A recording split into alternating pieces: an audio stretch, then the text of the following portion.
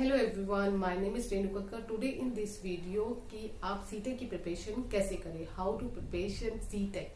सीटेक में सिलेबस क्या होता है, कंटेंट क्या होता है, किस प्रकार की बुक से हमें पढ़ना चाहिए, कैसे पढ़ना चाहिए, किस किस चीजों को फॉलो करना चाहिए, किस किस चीजों को नहीं करना चाहिए, क्या क्या हमारी कमियां हैं, क्या क्या हमें पढ़ना चाहिए। तो ये सारे डाउट्स इस चैनल के माध्यम से आपको मिलेंगे और साथ ही साथ इसकी प्रिपरेशन भी हो रही है। इसकी क्लासेस में मैं आपको बताऊंगी, क्योंकि बहुत सारे बच्चे मुझे मैसेज कर रहे थे, मैम क्लासेस में कैसे पढ़ाओगे, क्या पढ़ाओगे, कैसे पढ़ना चाहिए। और यह भी बताऊंगी कि किस तरीके से आप यह एग्जाम क्वालिफाई कर सकते हैं। साथ ही साथ इसमें कौन कौन से बच्चे पार्टिसिपेट कर सकते हैं या इस एग्जाम को क्लियर करने के लिए पार्टिसिपेट कर सकते हैं। तो ये सारी जो डाउट्स है ये आपकी क्लियर होंगे। सबसे पहला तो आपको यही पॉइंट्स पता होना चाहिए कि ये होता क्या है। ठीक है, सबसे पहला क्वेश्चन यही है, क्योंकि जो फर्स्ट बार एग्जाम ले रहे हो उनको नॉलेज नहीं होगी। जैसे पिछले जो अभी दिसंबर में हुआ है और जनवरी तक एग्जाम चला था, तो उनको पता चल गया होगा किस तरीके के क्वेश्चन पूछे जाते हैं और किस तरीके का पैटर्न होता है। ठीक है, आपको सबसे पहले स्टार्ट करते हैं वीडियो को। सबसे पहले तो यही है कि आपका 2 पेपर होते हैं। टीचर एलिजिबिलिटी जो टेस्ट होता है, जिसमें क्वालिफाई करना होता है, उसमें टीचर बनने के लिए होता है, इसको हमें क्वालिफाई करना होता है। मर्जी है कि क्वालिफाई मतलब आपके 1 से मार्क्स होने चाहिए, ताकि आने वाले जो गवर्नमेंट एग्जाम है उसमें आप प्रिपेयर कर सके।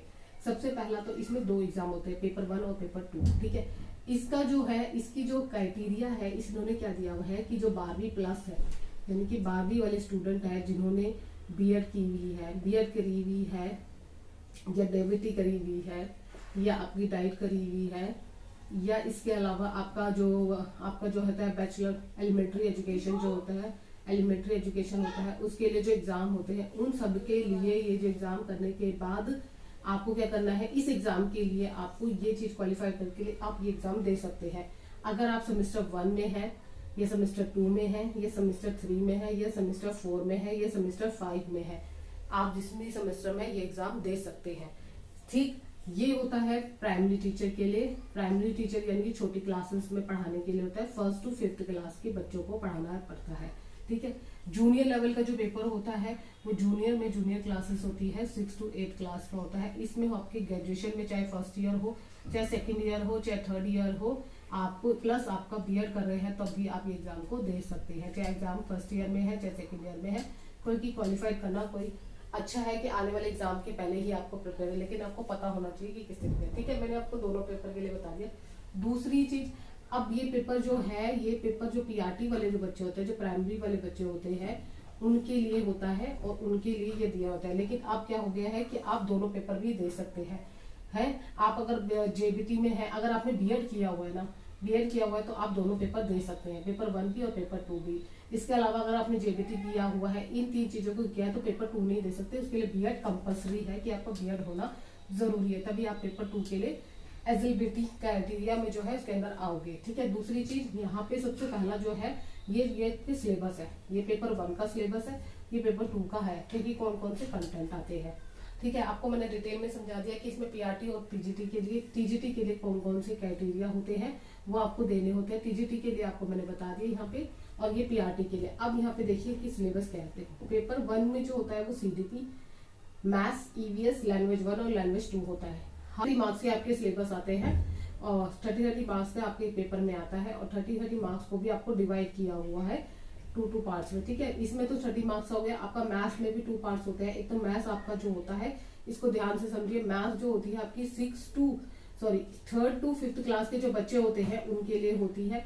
और आपको यहाँ पे मैथ्स सिलेबस आपने जो पढ़ा हुआ है 3rd to 5th क्लास में वही आता है। उसके बाद आपका मैथ्स पैडालॉजी पूछी जाती है, याद रखिए मैथ्स पैडालॉजी।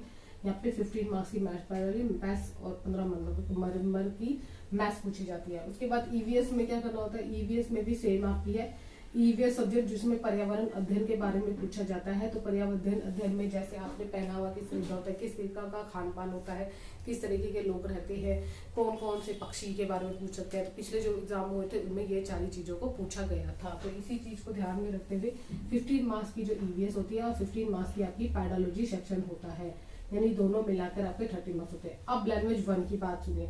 लैंग्वेज 1 और 2 में क्या होता है, आपको 22 लैंग्वेज, मतलब बहुत सारी 22 लैंग्वेज दी होती है, जिसमें से आप जिस लैंग्वेज में कंफर्टेबल है कि एग्जाम देने में वही लैंग्वेज चूज कर सकते हैं। यहाँ पर एक चीज और मैं आपको बताना चाहती हूँ कि जो लैंग्वेज 1 का जो लैंग्वेज 1 है, वहां पे सपोज आपने मान लीजिए हिंदी लिया, ठीक है, एक आपको एग्जाम्पल बता रही, मान लीजिए आपकी हिंदी स्ट्रांग है, आपने हिंदी लैंग्वेज 1 ले लिया, और इंग्लिश आपकी थोड़ी बहुत इतनी है नहीं, लैंग्वेज 2 ले लिया।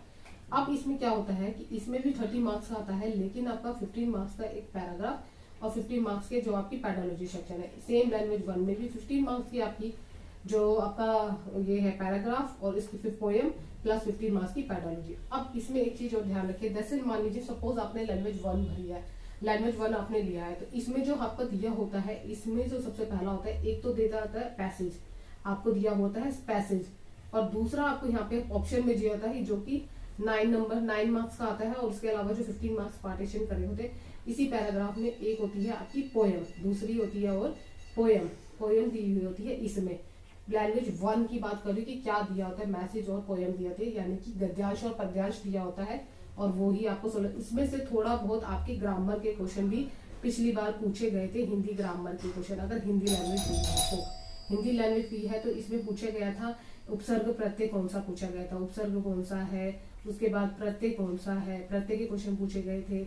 उसके बाद मैंने बहुत सारे विश्लेषण पूछे गए थे, ठीक है, और उसके बाद समास भी पूछे गए थे, बहुत सारे पेपरों में समास भी पूछे गए थे इसमें, क्योंकि ग्रामर को भी कहीं ना कहीं इन्होंने पैराग्राफ में से ही इंक्लूड किया हुआ है और पूछा भी गया है, क्योंकि यहाँ पे ये चीजें ध्यान रखनी बहुत जरूरी है। इसके अलावा भी आपका संधि पूछा गया है जो मोस्ट इंपॉर्टेंट है, क्योंकि कुछ टॉपिक ऐसे हैं जो पूछे जाते हैं।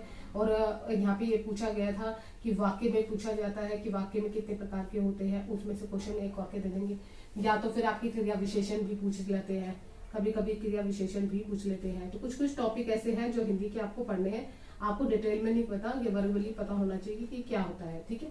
उसके बाद सेम इंग्लिश में अब जो दूसरा, जब लैंग्वेज 1 हिंदी चूज करी, लैंग्वेज 2 इंग्लिश चूज करी, तो इंग्लिश के लिए आपको यहाँ पर दोनों पैसेज दिए होते हैं। ये चीज मेरे को आपको बताना जरूरी है, ताकि आपको आने वाले एग्जाम में पता होना चाहिए कि आप कौन सी लैंग्वेज लेना सूटेबल है। यहाँ पे दोनों में, यानी कि यहाँ पे दोनों में ही गद्यांश दिए होते हैं, अगर हिंदी लोगे तो गद्यांश, पैसेज दिए होते हैं, और 15 मार्क्स की आपकी जो पेडोलॉजी सेक्शन होता है वो होता है, ठीक है। आपको इतना समझ में आ गया होगा। अब बात करते हैं इसकी। अब यहाँ पे देखो सीडीपी के लिए आप पढ़ना कैसे है, बुक्स कौन सी बुक्स ले, कौन से कंटेंट से पढ़े। देखो सबसे पहला तो तरीका है कि मार्केट में हजारों बुक्स है सीटेक के लिए। मैं पर्टिकुलर बुक्स आपको बता दूं, ये इस पर्टिकुलर बुक्स यानी कि बहुत ही सफिशिएंट सिलेबस है, इतना नहीं है वास्ट सिलेबस है। बहुत ज्यादा लोग जिनको नए उनको पढ़ने में दिक्कत आएगी, क्यों? क्योंकि उन्होंने पहले कभी नहीं पढ़ा। जो पढ़ चुके हैं उनको इतनी देर, जो बीएड में पढ़ रहे हैं वही सेम सिलेबस होता है, कोई चेंजेस नहीं होते, ठीक है। आपको सबसे पहला तो जो बुक्स है, बुक्स को तो मुझे लगता है कि मार्केट में बहुत सारी है। कोई भी बुक्स आपको सफिशिएंट के लिए मैं पर्टिकुलर बुक्स बताऊं तो बहुत सारी, एक सरोहा पब्लिकेशन है, प्रतीक वाली सर है, और भी बुक्स के राइटर हैं, हरिहंत है। हरिहंत में जो आपका पीछे के जो पैटर्न होते हैं, क्वेश्चन होते हैं, कहीं ना कहीं उसके जो ऑप्शन होते हैं मुझे गलत लगे, तो इसलिए मैं प्रेफर नहीं करूंगी। उसके अलावा भी मेरे पास और बुक है, मेरे पास तो बीएड की जो मेरी खुद की बुक है, जो मैंने बीएड करी थी, उसमें बहुत सारा कंटेंट है।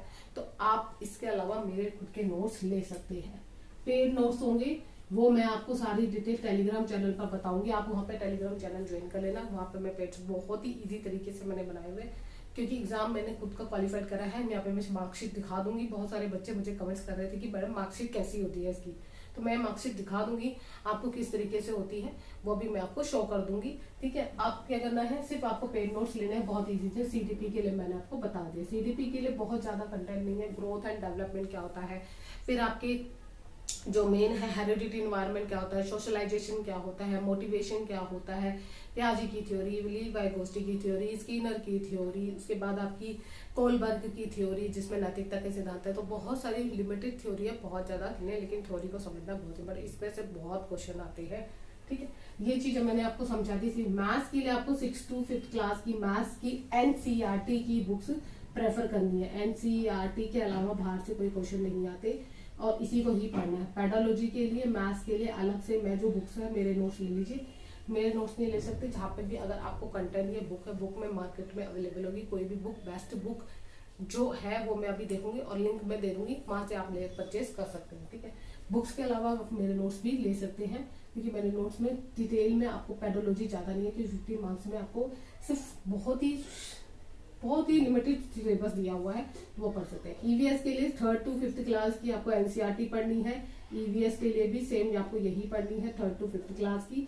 और पेडोलॉजी सेक्शन के लिए आपको ईवीएस की मैं अलग से कंटेंट दे दूंगी, वो पढ़ लीजिएगा, ठीक है। लैंग्वेज 1 की हिंदी की बात सेम यही, आपको पैसेज को प्रैक्टिस करनी है, कहीं से और से पढ़ना नहीं। ग्रामर आपको कहीं ना कहीं आप मेरे चैनल से जुड़ना चाहते हैं तो मेरे चैनल से पढ़ सकते हैं, नहीं तो आपके पास जो भी चैनल अवेलेबल है वहाँ पे पढ़ सकते हैं। इसके साथ ही साथ आपको इंग्लिश में भी सेम पेडोलॉजी सेक्शन और इंग्लिश के मैं आपको नोट्स प्रोवाइड करा दूंगी, वहाँ से आप पढ़ लीजिए। और बेस्ट से बेस्ट तरीके से मैं आपको वहाँ पे नोट्स दिए हुए हैं और ग्रामर भी दूंगी, ताकि आपको कहीं और से पढ़ने की जरूरत नहीं होगी। ठीक है, मैंने आपको कंटेंट बता दिया, बुक्स भी बता दी और सिलेबस भी बता दिया। और ये होता है, इसमें सिर्फ एक पासिंग का जो होता है क्वालिफाइड एग्जाम का होता है। जनरल के लिए 90 मार्क्स चाहिए होते हैं और SC ST और OBC मार्क्स के लिए आपको 92 मार्क्स चाहिए होते हैं, जिसमें क्वालिफाइड करना होता है। अगर आप अदर स्टेट से है तो आपको 90 मार्क्स ही चाहिए, चाहे किसी भी स्टेट से हो, आपको 90 मार्क्स होने चाहिए क्वालिफाइड के लिए। ठीक है, TGT पेपर 2 की बात होती है, जहाँ जूनियर लेवल आता है, 6 to 8 क्लास के बच्चों को पढ़ाने के लिए होता है। इस एग्जाम को क्वालिफाइड करने के बाद आपको गवर्नमेंट जॉब के लिए अप्लाई कर सकते हैं। CGP के लिए सेम यही क्वेश्चन होता है, सिर्फ क्या होता है कि इसका लेवल थोड़ा प्रिपेयरिंग टीचर का तो लेवल थोड़ा कम होगा, इसका लेवल थोड़ा हाई होता है। CDP में भी 30 मार्क्स आती है। लैंग्वेज 1 वही जो मैंने आपको अभी क्राइटेरिया बताया है कि लैंग्वेज 1 में जो है आपका क्या होता है, लैंग्वेज 1 में आपका जो हिंदी ले सकते हैं, इंग्लिश ले सकते हैं, संस्कृत ले सकते हैं, उर्दू ले सकते हैं, पंजाबी ले सकते हैं, जिसमें कंफर्टेबल हो और आप करने में एग्जाम कर सके। ठीक है, लैंग्वेज 2 भी 30 मार्क्स का होता है, 15 मार्क्स के पार्टीशन करे होते हैं यहाँ पे भी। और 15 मार्क्स के बाद अब होता है सोशल साइंस की बात होती है। सोशल साइंस हमारा आता है 60 मार्क्स का। सोशल साइंस की बात जो मेन करनी थी वो बहुत इंपॉर्टेंट है, क्योंकि बहुत सारे बच्चे मुझसे मैसेज कर रहे थे कि मैम थोड़ा डिटेल में बता देगा। ठीक है, सबसे पहला क्या सोशल साइंस में होता है कि आपका 60 मार्क्स का पेपर आता है, जिसमें से 40 मार्क्स आपकी जो है आपका जो सब्जेक्ट है सोशल साइंस में होते हैं वो आते हैं, और आपका 20 मार्क्स की पेडोलॉजी आती है, सोशल साइंस पेडोलॉजी जिसे। ठीक है, सबसे पहला है इसमें जो 40 मार्क्स का होता है उसका भी पार्टीशन होता है। आपकी सब्जेक्ट होते हैं हिस्ट्री, आपकी सब्जेक्ट होते हैं सिविक्स, उसके अलावा आपके होते हैं ज्योग्राफी। तो ये तीनों सब्जेक्ट आपके NCERT बुक से पढ़ने होते हैं। किससे पढ़ना होता है? NCERT बुक से आपको पढ़ना होता है। कौन सी क्लास की? 6 to 8 क्लास की सारी NCERT बुक्स पढ़नी है, वहीं से कंटेंट आता है, कहीं से बाहर से पढ़ने की जरूरत नहीं है, क्योंकि CBSE ने अपने जो सिलेबस दे रखा है उसमें डिफाइन कर रखा है कि यहाँ पे 6 to 8 क्लास की NCERT की बुक्स को फॉलो कीजिए। ठीक है, ये डिफाइन करने के बाद आपको मैंने यह बता दिया कि यहाँ पे 40 मार्क्स आता है। 20 मार्क्स की जो पेडोलॉजी है, ये पर्टिकुलर सिलेबस दे रखा है, सिलेबस के अकॉर्डिंग मैं आपको ऐसे नहीं कह सकती कि मैं आपको डिफाइन कर दूं, क्योंकि वहां पे पूछा जाता है सामाजिक अध्ययन और सामाजिक विज्ञान क्या होता है, तो इसमें आपको डायरेक्ट क्वेश्चन ही पूछे जाएंगे। आपको जैसे यहाँ पे जो होता है स्टेटमेंट वाले क्वेश्चन होते हैं, एग्जाम्शन वाले क्वेश्चन होते हैं, जिसमें आपको मेमोरी बेस्ड क्वेश्चन पूछे जाते हैं। आपको मैं बोल दूं कि यहाँ से पढ़ लीजिए, इसका सिलेबस तो ठीक है, लेकिन इसके जो क्वेश्चन पूछे जाते हैं वो कहाँ से पढ़ने हैं वो भी मैं आपको बता देती हूँ। ठीक है, आपका जो सब्जेक्ट अगर साइंस है, अगला है साइंस। साइंस में भी आपकी जो होती है वो 30 मार्क्स की साइंस आती है, और ये भी इंक्लूड होता है इसमें 30 मार्क्स की आपकी मैथ्स आती है। इसको भी 2 पार्ट्स में डिवाइड किया गया है। सबसे पहला है 20 मार्क्स का जो आपका सब्जेक्ट होता है, और 10 मार्क्स की आपकी पेडोलॉजी, 20 मार्क्स का सिलेबस और 10 मार्क्स की आपकी पेडोलॉजी होती है। और इसके लिए मैंने आपको बोला था कि मैं सोशल साइंस करवाऊंगी, साइंस की कोशिश करूंगी कि करवा सकती हूँ। मैथ्स जो मेरा सब्जेक्ट, मैथ्स के लिए मैं डिफाइन कर सकती हूँ पेपर 1 के लिए, क्योंकि इसमें लिमिटेड सिलेबस आता है वो कर सकती हूँ। इसके लिए अगर मेरे पास टाइम नहीं है, टाइम बहुत शॉर्टेज है। क्यों है? क्योंकि मुझे TGT और PGT की जो हिंदी सिलेबस पे पढ़ रहे हैं DSSB की, उसकी भी तैयारी करानी है, इसलिए। ठीक है, इसके लिए आपको क्या करना है, सिर्फ सेम वही 6 to 8 क्लास की NCERT बुक्स की ही प्रेफर करना है, और इसी से ही आपको क्वेश्चन पूछे जाते हैं NCERT की। ठीक है, और यहाँ पे भी मैथ्स में भी सेम 6 to 8 क्लास की आपसे NCERT के ही बुक्स में से पढ़ना होता है। और उसका पेडोलॉजी सेक्शन आपका मेन जो मैथ्स का पेडोलॉजी सेक्शन होता है, आपको जो यहाँ पे priority PRT question, PRT subject में जो पेडोलॉजी होती है वही पढ़ना होता है। साइंस के लिए आपको अलग से अगर देखूंगी, अगर मेरे पास अगर कंटेंट अवेलेबल होगा तो मैं करवा दूंगी। मेरे पास हिंदी मीडियम में ही जो सिलेबस होगा वो सारा हिंदी मीडियम में ही होगा, चाहे इंग्लिश, चाहे मैथ्स, चाहे EVS और जो आपकी SST सब्जेक्ट है। ठीक है, आप मेरे चैनल से जुड़ सकते हैं। ठीक है, ये मैंने आपको बता दिया सिलेबस, और इसको NCERT को पढ़ने के लिए सब स्टार्ट कर दीजिए, क्योंकि आपका एग्जाम जुलाई में ही होगा। आपको मैंने कंफर्म पहले ही बता दिया कि आपका एग्जाम जुलाई होगा, और आपका अप्रैल में नोटिफिकेशन आ जाएगा, और आपके पास मई और जून है। फिर सडनली एग्जाम आएगा और आप एकदम से होपलेस हो जाओगे। अब आपने क्या क्या कमी होती है, सबसे पहला तो बहुत सारे बच्चे क्या होता है कि आपके पास मान लो आपका सब्जेक्ट है, मान लो पेपर 1 भी देना है, पेपर 2 भी देना है। SST में कोई छोटा सिलेबस नहीं होता है, SST में बहुत वास्ट सिलेबस होता है। आपको हिस्ट्री भी पढ़नी है, आपको ज्योग्राफी पढ़नी है, सिविक्स भी पढ़नी है। तो ये सारे एग्जाम पढ़ने के चक्कर में आप कहीं ना कहीं इसमें रह जाते हैं, तो कहीं ना कहीं इस लैंग्वेज में कम आ जाते हैं। क्योंकि EVS सब्जेक्ट भी बहुत छोटा नहीं है, बहुत बड़ा सिलेबस है। अब तो इसमें क्या हो गया, एक चीज और पॉइंट मैंने आपको बताना भूल गई। इसमें क्या है कि इसमें 6 to 8 क्लास की जो आपकी ज्योग्राफी से भी क्वेश्चन पूछे गए हैं लास्ट ईयर। यानी कि उसमें से जाकर जो सौर मंडल है, जो सौर मंडल को बांटा गया उसमें से क्वेश्चन पूछे गए हैं। आपको पता है समताप मंडल क्या होता है, विषुव मंडल क्या होता है, उसमें से क्वेश्चन पूछे गए हैं बीच बीच में से। तो यानी कि आपको कहीं ना कहीं अगर बहुत सारे बच्चे मान लो खाली PRT की तैयारी कर रहे हैं, उन बच्चों के लिए स्पेशली बोल रही हूँ कि CR 6 to 8 क्लास तो आपको ज्योग्राफी और साइंस की पढ़नी ही पढ़नी है। उसमें से क्वेश्चन 3 या 4 क्वेश्चन आए हुए हैं सारे के सारे एग्जाम में, और आपसे कई बार विटामिन के बारे में भी पूछ रहे हैं। बहुत सारा क्वेश्चन इसमें 8 क्लास का है, तो इसका लेवल कहीं ना कहीं अप होता जा रहा है EVS का। ठीक है, तो इस चीज को ध्यान में रखना है। और दूसरी चीज, अब आप क्या क्या गलती करते हैं। सबसे पहला तो अब इस बार क्या हुआ था, एग्जाम दिया था तो एग्जाम में आपको यहाँ पे बोर्ड में जगह नहीं बची। यहाँ पे मान लीजिए क्वेश्चन दिया हुआ है आपको, और यहाँ पे जो क्वेश्चन नंबरिंग दिया है, अब मान लीजिए क्वेश्चन दिया है, यहाँ पे 2 क्वेश्चन दिए हैं स्टेटमेंट वाले, और उसमें बताना है कि कौन सा दिया है। तो यहाँ पे जो 1 और 2 का जो सीक्वेंस है आप वहां नहीं होगा। तो पहले आता था 1 2 3 4, यहाँ पे जो आंसर होगा उस पर राइट लगा के आपको जो क्वेश्चन है वो फिल करना है। ठीक है, अब क्या होगा, यहाँ पे 1 की जगह ऊपर भी दे सकते हैं 2, और उसके सामने 1 दिया होगा। 3 की जगह यहाँ पे 2 ऑप्शन दिया होगा कि राइट है। 1 की जगह 4 दिया होगा, या 4 की जगह यहाँ पे 3 दिया होगा। तो यानी जो ऑप्शन राइट होगा उसको ध्यान में रखना है। इस नंबरिंग को ध्यान में रखते ही आपको इस ऑप्शन पे क्लिक करना है। कि मान लीजिए आपका ऑप्शन नंबर 2 है, ठीक है, 2 ठीक है आपका, तो 2 नंबर कहाँ लिखा हुआ है, यहाँ पे 1, यहाँ पे 4 लिखा हुआ, नंबर 2 लिखा हुआ है, लेकिन 2 यहाँ पे 2 लिखा हुआ, तो 2 आंसर यहाँ है। ठीक, तो यहाँ पर आपको क्लिक करना है। बहुत सारे बच्चों ने ये भी गलती करी होगी, क्योंकि बच्चों ने कहा था कि हमारे कहीं ना कहीं मार्क्स डिक्रीज हो गए। डिक्रीज नहीं हुए, कहीं ना कहीं आपने इस क्वेश्चन में कहीं ना कहीं गलती की होगी, तभी इसी वजह से आपके क्वेश्चन गलत हुए होंगे। क्योंकि ये चीज ध्यान है, क्योंकि CBSE ने इन पैटर्न को चेंज किया है। पिछली बार क्या होता था, 1 2 3 4 5 दिया होता था, और इस बार जो है ये सोचो कि आपका जो PRT का जो लेवल है वो थोड़ा ठीक ही था, और लेवल हाई भी आया था, और TGT का आपका लेवल आता ही अप है। क्योंकि SST में मेमोरी बेस्ड क्वेश्चन पूछे गए थे, आपको डायरेक्ट क्वेश्चन नहीं पूछे थे, हिंदी में भी, इंग्लिश में भी, और आपका जो CDP है वो सब्जेक्ट में। तो इसलिए इस ध्यान में रखना है। अब आपको तैयारी कैसे करना है, सबसे पहला तो आपको सबसे पहले जो कंटेंट उठाना है, मैंने आपको टाइम टेबल बता दिया। आप टेलीग्राम चैनल पर जुड़ जाइए और मेरे चैनल से जुड़ जाइए। मैं तैयारी करा रही हूँ 1 अप्रैल से करा रही हूँ, और उसके साथ ही साथ मैं आपको नोट्स के लिए भी मैं बता दूंगी। जैसे ही मेरे अपडेट हो जाएंगे, मैं आपको सारे के सारे टेलीग्राम पे लिंक दे दूंगी, और ये जो होंगे ये पेड नोट्स होंगे। वहीं पर मैं आपको अपना फोन नंबर भी बता दूंगी, ताकि आपको पेड नोट्स आसानी से मिल सके। और मेरा प्राइस जो होगा बहुत मिनिमम होगा, बहुत ज्यादा नहीं रखूंगी, इसीलिए क्योंकि आपका अभी एग्जाम करना है और आपको पता ही नहीं है कि किस तरीके से, इसलिए मिनिमम प्राइस है। क्यों, बस इसलिए। ठीक है, ये सिलेबस डिफाइन करें, और जितने भी बच्चे जैसे मान लो SST और साइंस के, मैथ्स का मैंने आपको बता दिया है कि मैथ्स के नोट्स में मैं कोशिश करूंगी कि साइंस के सिलेबस बहुत ज्यादा है, तो साइंस के नोट्स मैं कोशिश करूंगी कि आपको मिल जाए। ठीक है, कोशिश मेरी यही रहेगी, क्योंकि मुझे अभी आपको भी पता है, अगर आप DSSB की तैयारी कर रही हैं तो मैं वहां पर TGT और PGT की भी तैयारी करा रही हूँ हिंदी सब्जेक्ट की। तो वो भी बच्चे हमारे चैनल से जुड़ सकते हैं। PRT में आपका जो है हिंदी ग्रामर सिलेबस जो है वो भी कवर हो जाएगा, और PGT में तो है ही हिंदी सब्जेक्ट। तो ये सारे सब्जेक्ट डिटेल में आपको एक एक टॉपिक करके समझाऊंगी, और हिंदी में भी कराऊंगी, ताकि आपको डिटेल में समझ। आई होप सो आपको जो डिटेल मैंने बताई है समझ में आया होगा। कहीं ना कहीं बच्चे मुझे मैसेज कर रहे थे, मैम हमारे 90 मार्क्स है, हमें 1900 प्लस लाने हैं।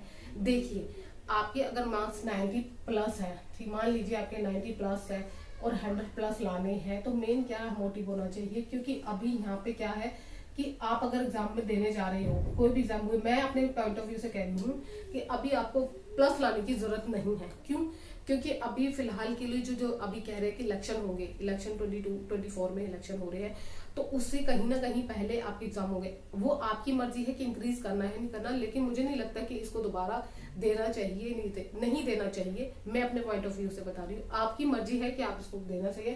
क्योंकि बहुत सारे बच्चे मुझे कह रहे थे कि मैम हमें 90 प्लस चाहिए, तो इसके लिए हम कैसे प्रिपरेशन करें। इस चैनल पर आपको 90 प्लस क्या 120 प्लस क्या 130 प्लस भी आएंगे। मेन बच्चे क्या करते हैं, प्रीवियस सिलेबस पता है, कंटेंट पता है, लेकिन अपने प्रीवियस ईयर के पेपर को नहीं करके जाते हैं। सबसे बड़ी कमी ये होती है, क्योंकि क्या होता है कि कई बार जो एग्जाम में प्रीवियस ईयर एग्जाम में आए, हिंदी के क्वेश्चन, इंग्लिश के क्वेश्चन को हिंदी में कन्वर्ट करके वही सेम क्वेश्चन दिए हुए हैं। ये एग्जाम है, तो प्रीवियस ईयर के पेपर करना जरूरी है। चाहे आप यूपी टेक ले लीजिए, चाहे आप CTEC ले लीजिए, दोनों के कंटेंट भी सेम होते हैं। सिर्फ जो यूपी टेक होता है उसमें अप लेवल होता है, थोड़ा सा चेंजेस होता है, उसे SCERT की बुक से पढ़ना पड़ता है या NCERT की बुक से पढ़ना। इनको भी पढ़ना है, उसको भी पढ़ना है, जो यूपी टेक किया उनको मैं बता रही, थोड़ा सा सजेशन दे रही हूँ। अगर ये वीडियो जरा सी भी हेल्पफुल लगी तो मेरे टेलीग्राम चैनल से भी जुड़ सकते हैं, वहाँ एजुकेशन से अपडेट सारे मिलते रहते हैं। और केंद्र विद्यालय की भी मेरी एसबी का है, वो भी अप्रैल में अब नोटिफिकेशन आने वाला है, इसकी सारे अपडेट यहाँ पे टेलीग्राम चैनल पे देती रहूंगी। आज की वीडियो में इतना ही। Thank you so much. मिलते हैं नेक्स्ट वीडियो में नेक्स्ट टॉपिक के साथ। Bye bye, take care, thank you so much.